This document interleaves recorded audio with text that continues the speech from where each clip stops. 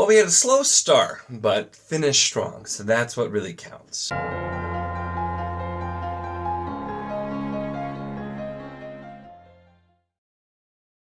Hello and welcome to my channel.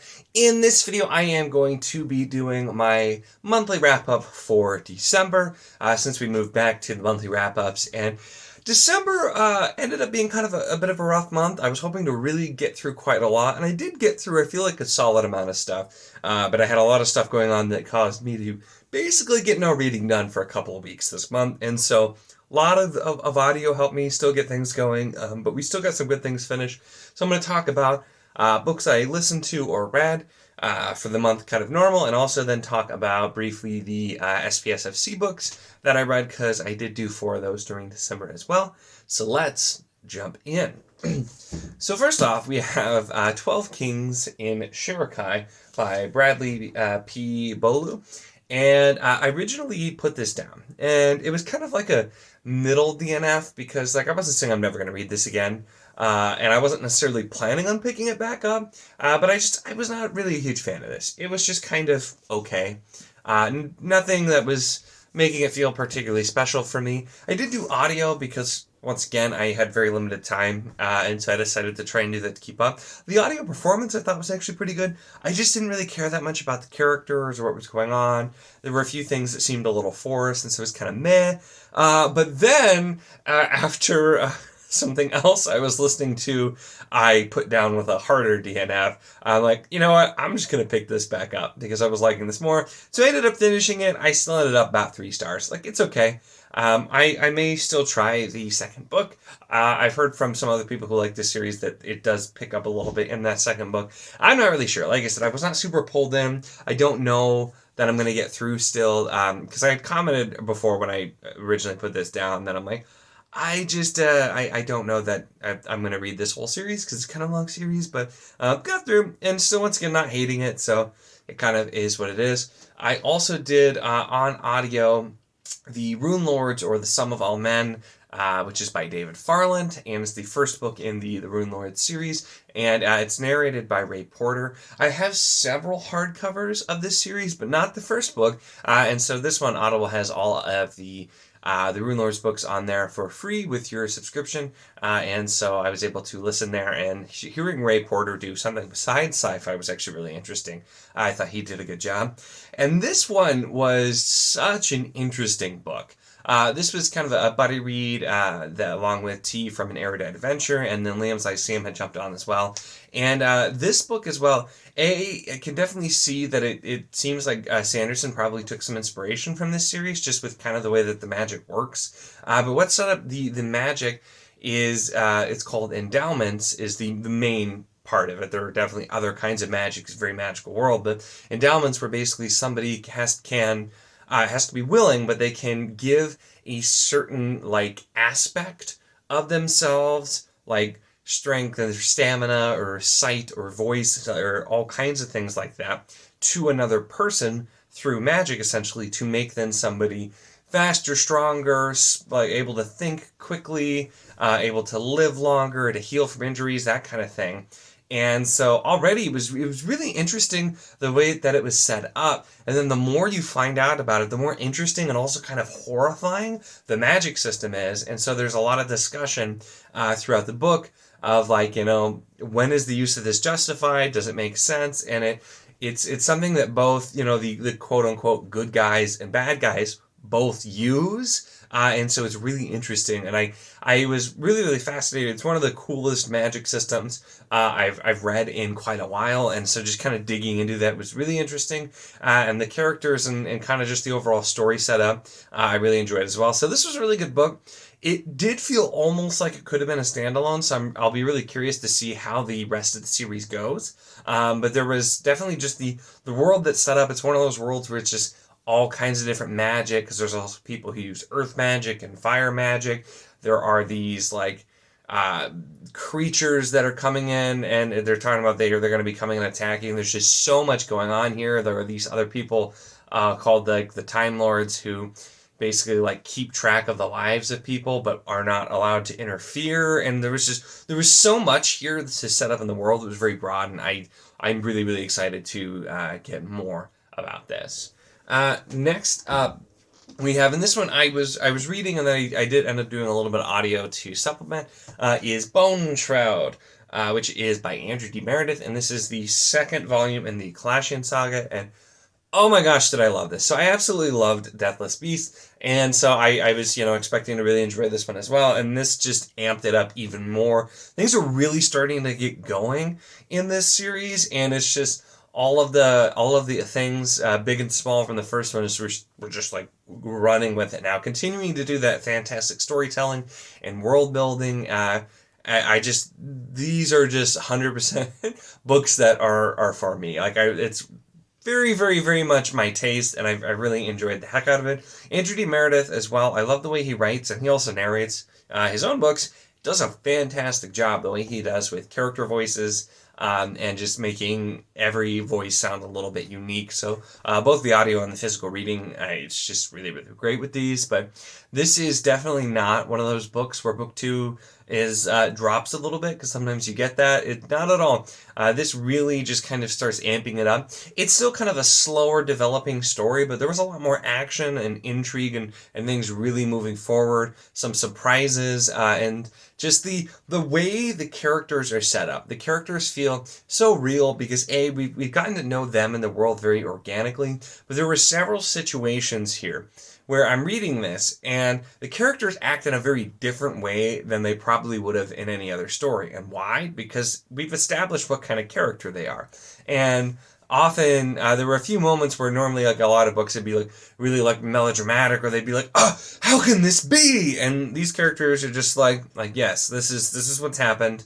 And because they're, like, there's one character specifically who's just very solid and pragmatic and just, thinks things through, and it's just not really shocked by anything. And it's just like, yeah, he's acting in the way that makes sense for his character, and I loved it because you have the scene, you're like, oh, I know how this is going to go, and they're like, oh no, they're actually doing it, and this is exactly how this character would react in this situation. And so things like that just really, really made me enjoy it even more than I already was. And there were definitely some things I was not expecting. Some things I saw coming from the way it was written, because it's not necessarily written in the way to have like huge twists or anything. It's things that are kind of there for you to figure out or not. And so I'm just so fascinated to see where this is going to go. This definitely feels like it's going to be one of my all-time favorite series. Once this is finished, I am just absolutely having a blast with it.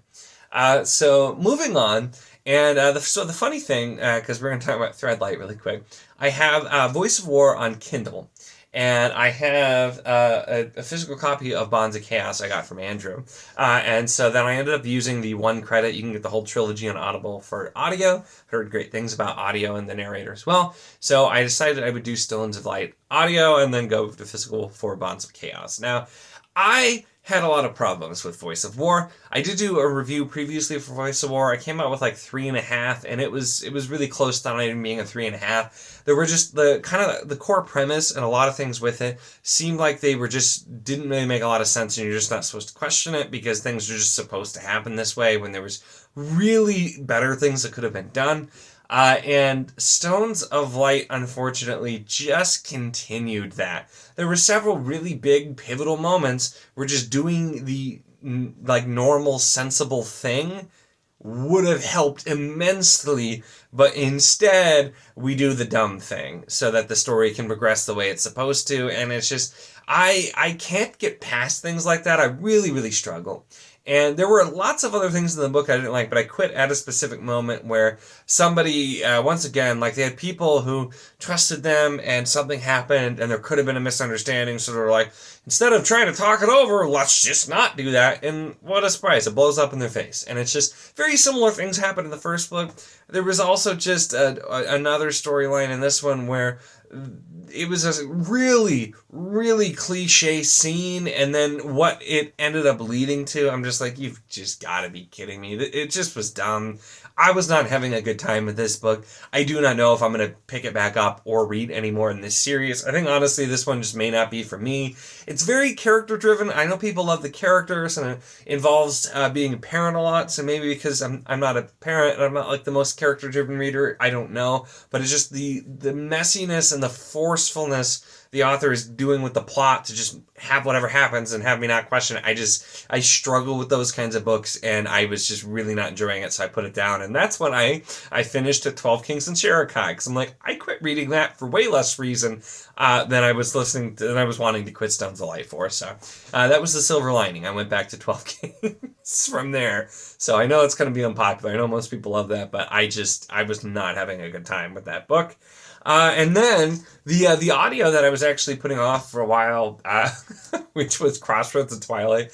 And I mean, it's Crossroads of Twilight. What can you say? I'll still be doing a video kind of talking about what happens in this book. There's not a lot that happens in this book, so there won't be a ton to talk about, but it's Crossroads of Twilight. It's the book where the first half is dealing with the aftermath of what happened in the last book, and the second half is getting ready to do things in the next book. It's very much a transition book. I know people talk about the couple books before this too. This is just like the ultimate transition book. There's not really a ton here, no matter, like, in general, that really happens. Most of the other books at least have some sort of really big climax. This just really aftermath of the last book, set up for the next book, and it's Crossroads. It is what it is. We'll talk about that more when I do that video. But, you know, there we are. And then the big thing, I am so incredibly happy. I finally finished Ships of Merrier by Janie Wirtz. This is book 2/book 2 and 3 in the Wars of Light and Shadow. It is huge. It's in, I have this beautiful, gigantic hardcover that is both Warhost Vastmark and Ships of Merrier, but it was split into two for paperback, and I think even, like, you know, Kindle versions, you usually find it split as well, I think, so, but I have this lovely version. So I read the first book, which is, it's got to be Ships of Merrier and then Warhost. So I read Ships of Merrier, the first book, and absolutely loved it. It's just this takes quite a while, and so I ended up sitting it down and then not picking it up because I was buying other things. So I finally finished it, and I just absolutely loved this. I finished this on New Year's Eve, just in time to have contention in my top 10 books of the year. This might win. I still have to kind of get that figured out, but I absolutely love this. It was just beautiful. The characters, I still love Arathon so much, and this book really, all of the different things that happen that he has to go through, and the changes in a lot of the other characters as well, the way we continue to kind of weave these things out, it was absolutely beautiful, and it's just another thing where it fits my taste so well. I know this is one of those series that not everybody will like because very purple prose, very wordy and verbose, and it's extremely character focused on both our main characters and then other characters that are brought in, and then kind of big picture focused while still doing a lot of world building, still doing a lot of this. So it's slow and it's dense and it takes a while to read, but it's just beautiful, and I find it incredibly rewarding. I'm so excited in 2023 to continue with this series. I'm having a fantastic time. So I was really glad to finally finish that. And then I'm just about done with it. I think as of New Year's Eve, I was like half through Summer Night, the fourth book in the Dresden Files by Jim Butcher. And this tied with Threadlight for me to read for the Ahmad vote that we did in Discord, where everybody in Discord got to vote for books for us to read. And I mean, it's fine. It's pretty much what I expected. I wasn't a huge fan of the first three books, which is why it took me so long to get to it. I know they're supposed to get better. I've heard a lot of good things that they get better. I'd also heard a lot of good things about the audio. Audio not great for this either. I think just because it's old and not edited well. But the narrator himself does fine. But hearing him breathe and move a lozenge in his mouth and saliva noises and all that, it's just not fun. But the book is okay. I'm almost done with it now. I don't really care that much about it. I'm gonna continue over time because my library has all of them. So hopefully I'll get to those ones that are really good, but it's just kind of the same thing for me where I haven't been a huge fan of these early books. And so I've meant to continue for a long time. This was a good excuse. The audiobooks are short. I can get them from my library. I'll end up continuing it. So it'll be fine. Now let's jump into SPSFC and talk about the books that I read for that during the month of December, which include Melody And this one, I should have gotten the author name to this, but now I remember the title, so I don't remember the authors, but I'll put the covers up.